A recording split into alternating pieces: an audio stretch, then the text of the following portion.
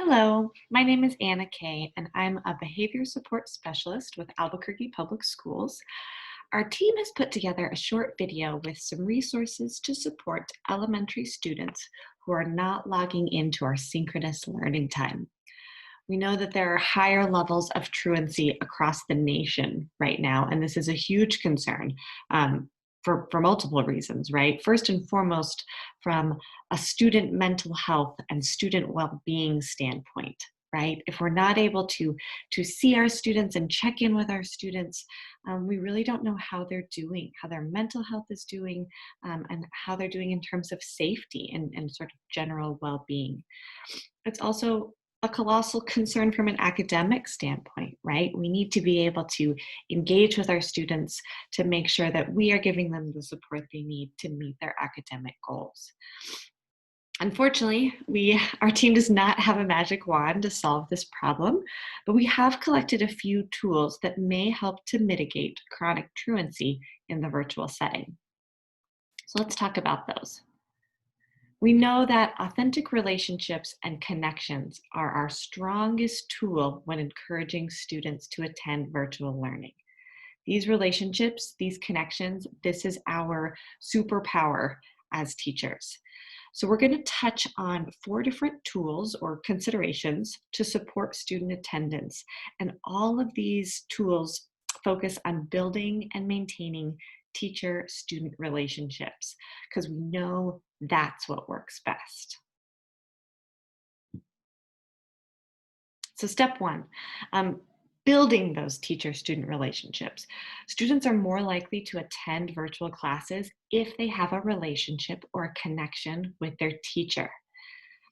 We've been seeing a lot of instances where particularly our young learners are not really logging into their Google Meet during the synchronous learning time, the time that we've scheduled, but sometimes these students may pop into the Google Meet maybe at the very end of class, or maybe we're able to connect with them over the phone, or maybe they join the meet after the meeting is over, and a teacher may just see them pop in. Even if these interactions with a student are brief, and even if they're not happening during the designated learning time, those brief interactions are so important and can be so powerful in starting to build that relationship with a student and encouraging them, right, creating that bridge that encourages them to join the Google Meet during the designated times. So if you have that kiddo that's maybe just popping in right at the end of a meet, if you can encourage them to hang in there, stay in the meet with you, and maybe once their peers leave, that's a great time, a great opportunity to connect with that student one-on-one. It's definitely extra work on our part as teachers, but it can really be worth it and make all the difference. So if you are able to connect with that student one-on-one, or even in a small group, here are some tools that you can use. Really focusing on those non-academic conversations, right? Getting to know this student as a human being.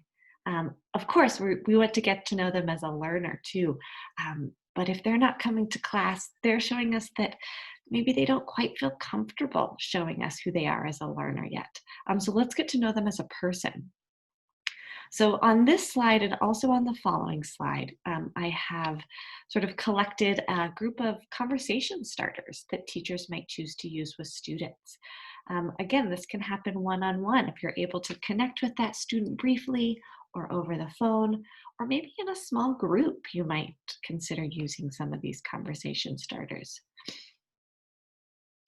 So on both this slide and the next slide, you can go ahead and pause the video. I won't read through these. You can just pause it and kind of go over these conversation starters on your own.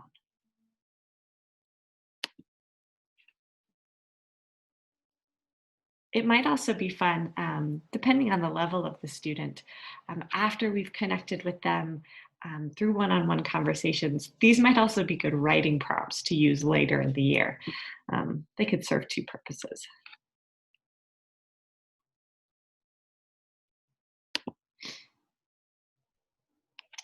We also know there's a great deal of research behind gamification in education, right? The more we make it fun and engaging, the more students are eager to participate, right? And this goes for getting to know each other as well. So we've included 3 different relationship building games that you could engage with the student one-on-one again, or during small group, or some of these could even be whole group with your whole class, right? So one is a virtual scavenger hunt. We've seen a lot of these, typically with our younger students where a teacher says, you have 30 seconds to go find something red and then hold it up to the camera. Well, what if we took that scavenger hunt and we made it more personal? So we tell the student, you have 1 minute to find something that brings you joy. Come back with that object and hold it up to the screen. Or you have 1 minute to find something that represents your family. Go get it. Come back and hold it up to the screen. This is a fun opportunity to really get to know our students better. Another game we could play is Have You Ever, where we give a prompt like, this would work really well in a small group or even whole group, where we might say something like, have you ever seen a goat? Have you ever seen a goat in person? If students have, they leave their camera on so you can see their face. And if they have not seen a goat, they turn their camera off. Um, this is a fun way to get to know your students. It can be a fun game to play. It also helps them to get to know each other, right? And kind of see who maybe they have similarities with. And another one, 2 truths and a fib, or 2 truths and a lie. This is where the teacher can come up with 3 things about themselves. So the teacher would start this. 2 of those things are truthful, things that have actually happened to the teacher, and 1 is made up, it's a fib. And then the students have to guess which one of those statements was the fib. Um, after a teacher models this, they could also give students the opportunity to share 3 things, 2 of which are truths about themselves and 1 which is a fib. Again, fun little games, could be done one-on-one or with a small group or even whole group. So our next tool is going to be focusing on student strengths, right? Many students have really high levels of anxiety about logging onto a virtual classroom, especially if they're also concerned about their academic performance. Teachers can help mitigate this stress by focusing on student strengths, right? So after we're getting to know that student as a person, then we can really get to know them and their strengths and use that as some leverage to help them feel more comfortable in the classroom. So how do we know our students' strengths if we're having a hard time communicating with them? Well, maybe we ask them, right? If we're able to talk to them on the phone or catch them at the end of a meet, we ask students directly, what are they good at, right?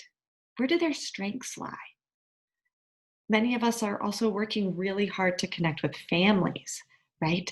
A really great conversation starter with family members is to ask them, tell me what your child is good at, right? Where do they succeed? What are they good at home? What were they good at in school last year? Where are their strengths? We can also reach out to other teachers, right? Whoever their teacher was last year, or maybe one of the specials like the PE coach or the art teacher that had them last year. The more we can find out about where those students thrive, the more we can use that as, again, sort of a leverage to make them feel comfortable in class. And then once we know those strengths, we want to incorporate it into our instruction, right? We maybe have an expert inventory. So we provide space and conversations that highlight the areas of expertise in our classroom, right? Everyone is an expert at something. All kids are good at something. And it's important for all students to see that they have unique strengths and those strengths are valued and validated in our classroom. We can also use student strengths to help them preview the day, right? So for those students that have some anxiety around logging in, maybe we type out a quick message or give them a call on the phone in the morning and say something like, Jose, I wanted to let you know that today during math, we're going to review telling time. I know that you were great at that last year. and I'm really excited to see your strong math skills in action today. If Jose knows that we're going to do an activity that he's good at, right? He has some confidence in, that's some motivation to join us for math class. And also using those strengths to help connect students to one another, right? If we know that one student is an expert in a certain area, maybe we carve out an opportunity for them to work with a peer that needs support in that area. This can be in our own classroom, right, in one grade level, or maybe we partner with a kindergarten teacher down the down the virtual hall, right? So down the hall, that doesn't really exist anymore. But another teacher in our learning community, and maybe we can create a mentoring opportunity so that student who maybe doesn't have a lot of confidence coming to our virtual classroom sees that their strengths are valued, and they might be more eager to join us during class. Step 3, making sure that we're reaching out to other experts. So consider other adults or students in the school that may have a strong relationship with that student. So if I'm the classroom teacher and I just haven't been successful in reaching this student, either through virtual Google Meets or on the phone, I may consider using other experts in my school learning environment and using those already established connections to communicate and encourage the student to attend class. So who can I reach out to? Perhaps the school counselor can help, or even the school office staff, or someone like the nurse, or even cafeteria staff, right? If this student was at my school site last year, I know that he or she probably made a connection with at least one of the people on this list. And maybe if the student isn't responding to me reaching out as their new teacher, perhaps they might be more eager to collaborate and connect with another adult that they have a relationship with. We can also consider using the students' peers. This tends to work better with our older students, like our 4th and 5th graders, that might be communicating right via email anyway. So maybe, or email or text, or however they choose to communicate with their friends, and maybe just reaching out to their peers and saying, "Hey, have you talked to so and so? Can you let them know I really missed them in science class today?" If a student knows that they're supported by more than one adult or even more than one person, they're more likely to feel comfortable coming into our classrooms, our virtual classrooms, that is. And finally, keeping it positive. So when reaching out to parents and students regarding attendance, trying to keep it as positive as possible and really keeping that 5-to-1 ratio of positive interactions in mind. So this 5-to-1 ratio comes from a really large body of social development research. Some studies say 5-to-1, some say 4-to-1. If you're in the ballpark of 4 or 5, you're doing a good job. So this research indicates that when teachers provide 5 positive interactions, such as friendly conversation, acknowledging student success, praise, one-on-one positive attention, etc., to every 1 negative interaction, so those negative interactions being punishment, criticism, expressing frustration, etc. This 5-to-1 ratio improves student behavior and engagement. And again, this is also true for adults, right? All of us are more likely to engage positively with others if we keep this 5-to-1 ratio in mind.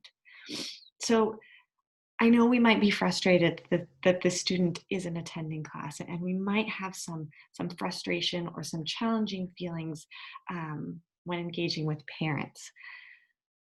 But man, oh man, it is really helpful to try to keep it as positive as possible. And I know that can be hard. Also, when students have attendance difficulties in class, and when they do attend class, even if briefly, Making sure that we're taking a moment to send a positive email to this child and or the parents, praising and acknowledging this effort, right? We want to reinforce that behavior. If they came to class even for 5 minutes, we're going to make a big deal about that, right? We might not make a big deal about it in front of their peers, but we want to make sure that that student and those parents know that we are so grateful that they came to class, and we're really proud of the effort that that took. So, some positive feedback examples for parents, right? When we're communicating with parents, we want to make sure that we acknowledge that this is really hard on them too, that it's taking a lot of effort for them on their part to help their students log into class in a timely manner, and just acknowledging that that's taking a lot of work from them. Our parents, just like our kiddos, respond to that 5-to-1 ratio. So if you need some examples of positive feedback that you can send to parents, you can pause the video and read through some of these examples. Similarly, we want to make sure that we're providing a lot of positive feedback for our students. And again, you can pause your video here and take a look at these feedback examples. You'll notice these are really specific. It's not just like, good job, Tyson, glad you were in class today, right? We're going to go into more detail. We're going to kind of make a big deal about this because Tyson needs to know that this was a huge deal that he came to class today.